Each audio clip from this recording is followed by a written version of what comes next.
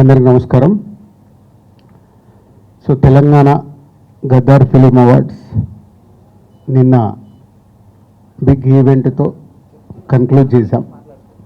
పోతే కన్క్లూడ్ చేయడానికి ఇంత పెద్ద ఈవెంట్ జరగడానికి ఒక 6 నెలల నుంచి ఒక వర్క్ జరిగితే నిన్న హైదరాబాద్ వేదికగా ఆ ఈవెంట్ని సక్సెస్ఫుల్ చేయడం జరిగింది. సో ఇంత పెద్ద సక్సెస్ అవ్వడానికి ఒక 6 మంత్స్ నుంచి దానికి వర్క్ జరుగుతూ ఉంది అన్ని రకాలుగా.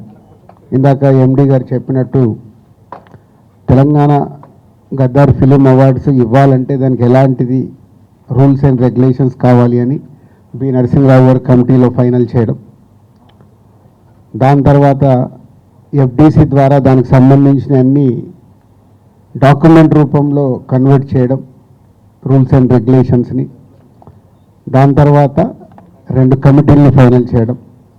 ఎందుకంటే సాధారణంగా ఒక సంవత్సరానికి అవార్డ్స్ ఉంటాయి. అంతకుముందు కూడా ఎప్పుడు నంది అవార్డ్స్ కానీ నేషనల్ అవార్డ్స్ కానీ ఎప్పుడు ఒకటే సంవత్సరానికి ఉంటాయి. ముందు ఈ అవార్డ్స్ అనుకున్నప్పుడు కూడా 2024 ఒకటే ఇయర్కు అవార్డ్స్ అనుకోవడం జరిగింది. తర్వాత డిస్కషన్ అవుతున్న కొద్దీ అది కాస్త 2024 ముందు కూడా 2014 తెలంగాణ ఆవిర్భవించిన నుంచి 2023 వరకు కూడా అవార్డ్స్ ఉంటే బాగుంటుంది అని కొందరు సజెషన్స్ ఇవ్వడం వల్ల మళ్ళీ దాన్ని కూడా ఫైనల్ చేసి దానికి ఒక కమిటీని అపాయింట్ చేసి చేయడం జరిగింది. వాళ్ళందరూ ఎంతో కష్టపడి, వాళ్ళు కష్టమంటే ఒక్కొక్క సినిమాని సెలెక్ట్ చేయాలి, ఎందుకు సెలెక్ట్ చేస్తున్నారనేది కమిటీ అంత జాగ్రత్తగా వాళ్ళకు చాలా విభేదాలు ఉంటాయి కమిటీలో కూడా. ఒకరికొకటి నచ్చుతుంది, ఇంకోటి నచ్చుతుంది. ఎందుకు నచ్చింది అనేది మళ్ళీ అందరు ఫైనల్ చేసుకోవాలి. ఇలా ఎంతో వాళ్ళు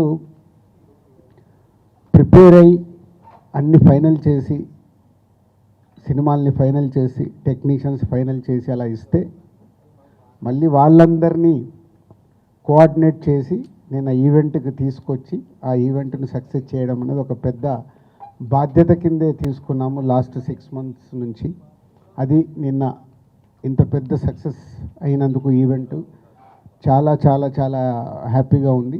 దాని గురించే మీ అందరికీ థ్యాంక్స్ చెప్పడానికే ఈ మీట్.